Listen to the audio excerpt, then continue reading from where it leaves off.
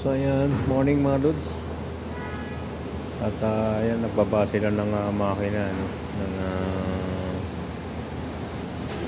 Nissan Altima. The size P-type siya, ayan. 6 cylinder.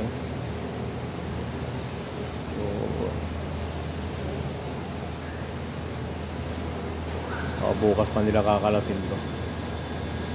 Tapos inayos itong mga harness, ayan. Yung harness niya. May problema rin itong Nissan Patrol na to. Namamatay-matay ito pag tumatakbo. Tapos ito naman yung makina ng sakyan ito. Hyundai siya. Kumapit. Ito yung lumang sigunyal, no? Kumapit yung connecting rod bearing niya sa crankshaft. So ayun, napalitan na ng bago. At nakapix na rin. Tapos ayun yung cylinder head niya. Okay na, machine shop na yan lahat. Makina. Bagong-bago sa sasakyan na yun. 2023 model. Kumapit agad.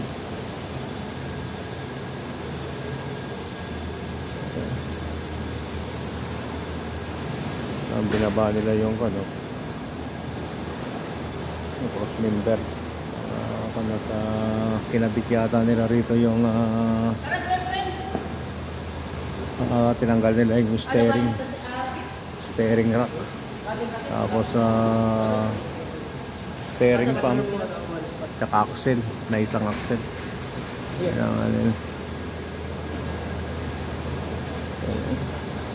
Mazda naman ito. Mazda CX-9.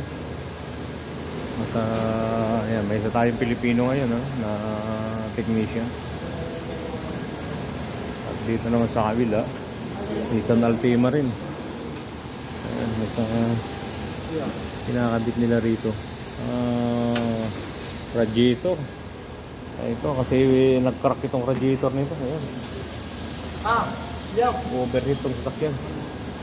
Ayan, si Yusuf.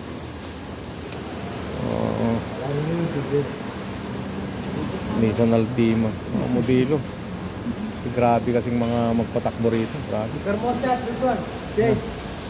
Also thermostat? Thermostat pa. Kapalitan. Ayan si Aaron.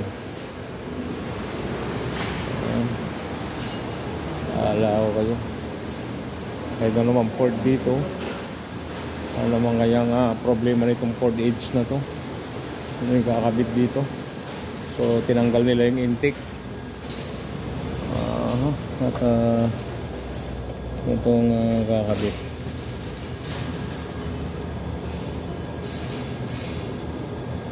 Kabit sila ng spark plug. Ayan, at tinanggal nila yung intake. So yan lang ang gawa natin ngayon, mga lods.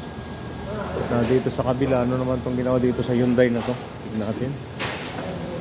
Hyundai. Ang ginawa dito, baka AC naman ito. Tinanggal yung wiper. Dashboard, ayan. Sa aircon siguro ang tinanggal nito. Ginawa rito. Ayan. Mga bago, kaso nga lang talaga naman, grabe, walang linis-linis Kaya ayan. Machine shop na machine namin. Okay. So